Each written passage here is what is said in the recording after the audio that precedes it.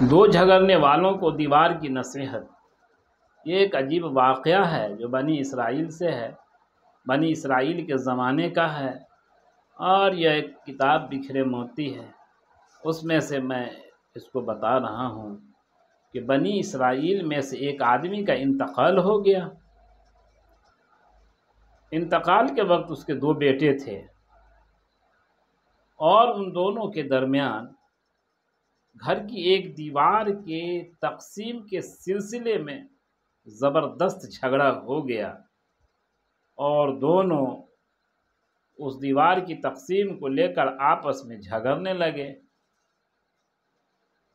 ان کے جھگڑا کو دیکھ کر یا ان کا جھگڑا سن کر خود دیوار نے کہا، اللہ نے دیوار کو گویائی دی کہ دیوار خود بتا دے اپنی کیفیت، یہ حضرت انسان آپس میں کیوں لڑتے ہیں۔ تو دیوار سے ایک غیبی آواز سنی گئی، یا اللہ تعالیٰ نے دیوار کو گویائی دی، یا دیوار سے ایک غیبی آواز سننے کو ملی کہ تم دونوں بھائی آپس میں جھگڑا کیوں کرتے ہو۔ دیوار نے کہا، تم دونوں بھائی آپس میں جھگڑا کیوں کرتے ہو، میری حقیقت سمجھو۔ دیوار نے اپنی حقیقت بتائی، میری حقیقت سمجھو، میری حقیقت یہ ہے کہ میں ایک مدت تک اس دنیا کے اندر بادشاہ رہا ہوں اور صاحب مملکت رہا ہوں۔ دیوار نے کہا کہ میری حقیقت یہ ہے کہ میں ایک مدت تک اس دنیا کے اندر بادشاہ رہا ہوں اور صاحب مملکت رہا ہوں، اس کے بعد وقت مقررہ پر میرا انتقال ہو گیا۔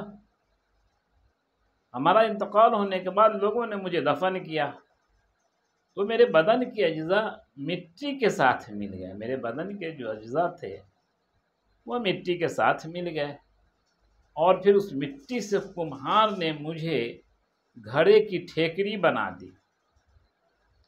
ایک طویل مدت تک، یعنی بہت دنوں تک میں ٹھیکری کی صورت میں ہی رہا، اور بعد میں مٹی اور ریت کی صورت میں تبدیل ہو گیا، پھر گھڑے سے مٹی اور پھر ریت کی صورت میں تبدیل ہو گیا۔ پھر کچھ مدت تک لوگوں نے میرے اجزائے بدن کی اس مٹی سے اینٹیں بنا لیں۔ کچھ عرصے کے بعد، کچھ مدت کے بعد لوگوں نے میرے بدن کے جو یہ مٹی تھے، جو اجزاء تھے، اس کی مٹی سے لوگوں نے اینٹیں بنا ڈالی، کیونکہ اینٹیں مٹی کے ہی بنتے ہیں، اور اس مٹی کے اندر میرے جسم کا اجزاء بھی شامل تھا۔ پھر کچھ مدت کے بعد لوگوں نے میرے اجزائے بدن کی اس مٹی کو جو اینٹوں کی شکل میں بنایا تھا وہ مجھے دیوار میں لگا دیا گیا، یعنی لہٰذا تم ایسی مذموم قبیح دنیا پر کیوں لڑتے ہو۔ کہ پھر میں مٹی بن گیا، اور پھر مٹی سے اینٹیں بنے، اور اینٹیں بن کر اس دیوار میں لگا دیے گئے۔ تو اسی کے متعلق کسی شاعر نے کہا کہ غرور تھا، نمود تھی، ہٹو بچوں کی تھی صدا، اور آج تم سے کیا کہوں، لحد کا بھی پتہ نہیں۔ ایک زمانہ تھا، بہت لاؤ لشکر تھی، خوب شور شرابہ تھا، بڑا سج دھج تھا، بہت رمق دمق تھی، اور آج کیا ہے کہ جس قبر میں ہم دفن ہوئے ہیں اس قبر کا بھی پتہ نہیں ہے۔ یہ دنیا بڑی فریب دہندہ ہے، فانی ہونے کے باوجود یہ لوگوں کی محبوب بنی ہوئی ہے۔ یہ اپنی ظاہری رنگینی اور رعنائی سے لوگوں کو گمراہ کرتے ہوئے آخرت سے غافل کر دیتی ہے۔ بندہ کیا ہوتا ہے، اس دنیا کی رنگینیوں میں، اس دنیا کی رنگینیوں کی وجہ سے آخرت سے غفلت کا شکار ہو جاتا ہے۔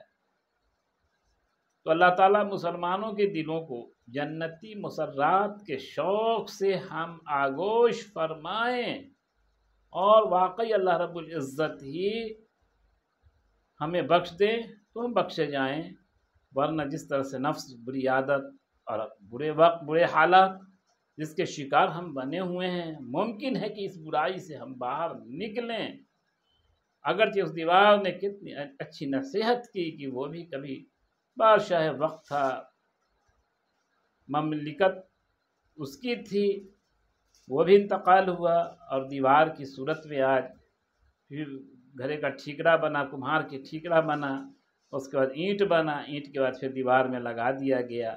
آج اس کی حالت یہ ہے کہ وہ دیوار میں لگا ہوا ہے، کہاں اس کی بادشاہت، کہاں اس کا شان و شوکت، لاہ و لشکر کہیں کچھ بھی نہیں، اور تم ان دیوار کی تقسیم کے لیے لڑ رہے ہو۔ اللہ تعالیٰ کہنے زیادہ امان کی توفیق عطا فرمائے، اور اس قبیح اور مذموم دنیا پر جھگڑنے سے بچنے کی توفیق عطا فرمائے۔